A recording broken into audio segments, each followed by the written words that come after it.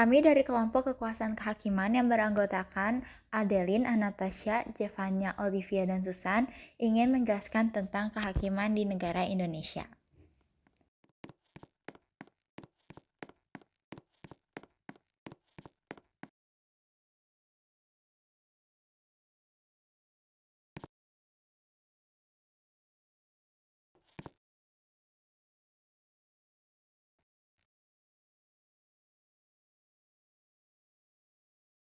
Sidang perkara tindak pidana korupsi atas nama terdakwa Jevanya Wilson sudah dinyatakan dibuka dan terbuka untuk umum.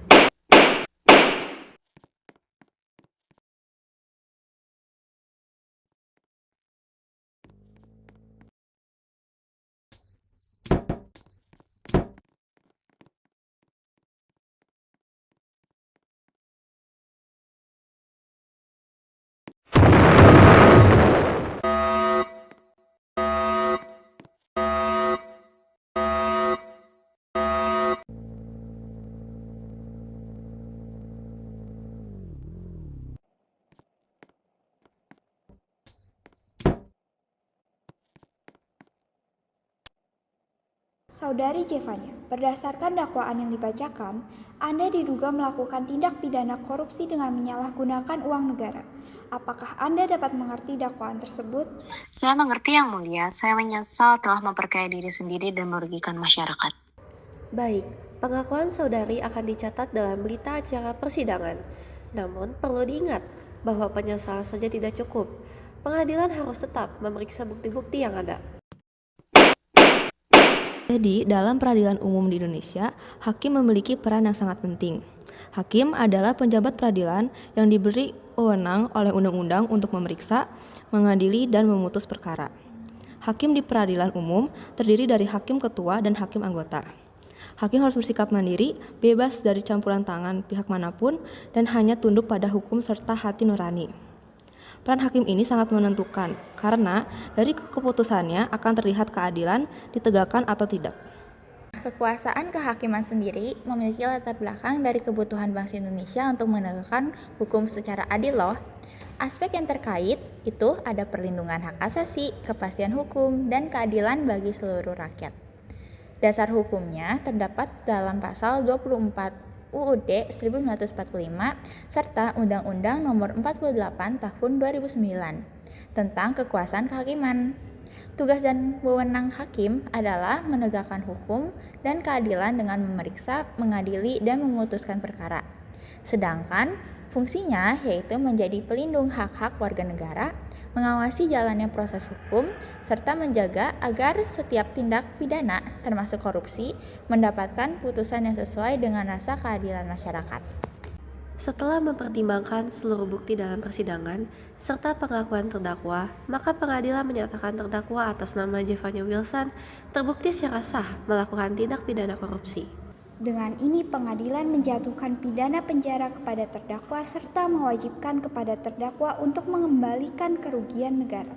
Putusan ini diberikan sesuai undang-undang. Peradilan ini merupakan salah satu pelaksanaan kekuasaan kehakiman di Indonesia yang memiliki kedudukan sejajar dengan peradilan umum. Dasar hukumnya terdapat dalam pasal 24 Undang-Undang Dasar 1945 serta Undang-Undang Nomor 7 Tahun 1989 tentang peradilan agama yang kemudian diperbaharui dengan Undang-Undang Nomor 50 Tahun 2009. Peradilan agama menangani perkara bagi mereka yang beragama Islam. Sidang perkara warisan antara saudari Susan dengan pihak keluarga pada hari ini dinyatakan dibuka dan terbuka untuk umum. Saudari Susan, sesuai dengan berkas perkara, Anda mengajukan gugatan terkait pembagian harta warisan yang belum diselesaikan. Apakah benar demikian? Benar Yang Mulia, saya merasa pembagian warisan tidak dilakukan sesuai dengan hukum Islam, sehingga saya memohon keadilan dari majelis hakim. Seperti yang terlihat, peradilan agama tidak hanya memutus perkara perkawinan, tetapi juga berwenang menyelesaikan sengketa warisan. Dalam hal ini, hakim wajib menggunakan hukum Islam sebagai dasar untuk memutus perkara, sehingga hak masing-masing ahli waris dapat terpenuhi dengan adil. Baik, pengakuan saudari Susan akan dicatat dalam berita acara persidangan. Namun, pengadilan tetap akan memeriksa bukti-bukti, mendengarkan saksi, serta mempertimbangkan hukum syariah yang berlaku sebelum menjatuhkan putusan.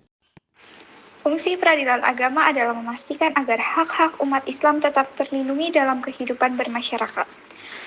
Hakim peradilan agama memiliki tugas untuk menegakkan hukum berdasarkan Pancasila, Undang-Undang Dasar 1945, serta syariat Islam.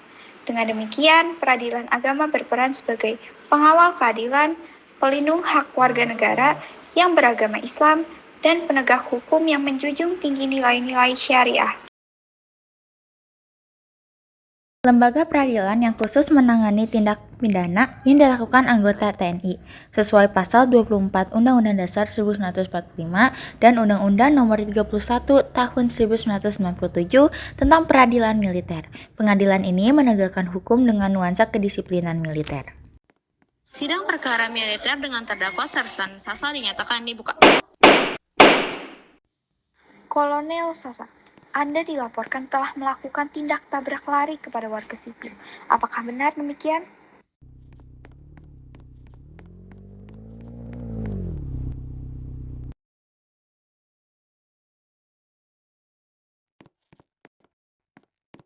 Benar yang mulia, saya khilaf dan bertindak tanpa mempertimbangkan aturan militer. Apakah Anda menyadari bahwa tindakan tersebut dapat mengancam nyawa orang lain? Ya yang mulia, saya menyadari kesalahan saya dan saya menyesal dan berjanji tidak mengulanginya. Dalam peradilan militer, setiap prajurit yang bersalah tetap diproses sesuai hukum. Tidak ada yang boleh kebal hukum, meskipun berada dalam struktur militer. Inilah wujud keadilan sebagaimana diatur dalam konstitusi negara. Jadi, peradilan militer berfungsi menjaga kehormatan dan disiplin prajurit. Tugasnya adalah memeriksa, mengadili, dan memutus perkara pidana yang dilakukan anggota TNI. Dengan sistem peradilan ini, setiap prajurit diharapkan tetap tegak dalam hukum sekaligus menjaga kewibawaan TNI. Sebagai bagian dari sistem peradilan di Indonesia, peradilan militer menegaskan prinsip keadilan yang tidak pandang bulu. Dengan adanya pengadilan ini, hukum harus tetap berjalan dan disiplin prajurit terjaga demi keamanan serta kedaulatan negara.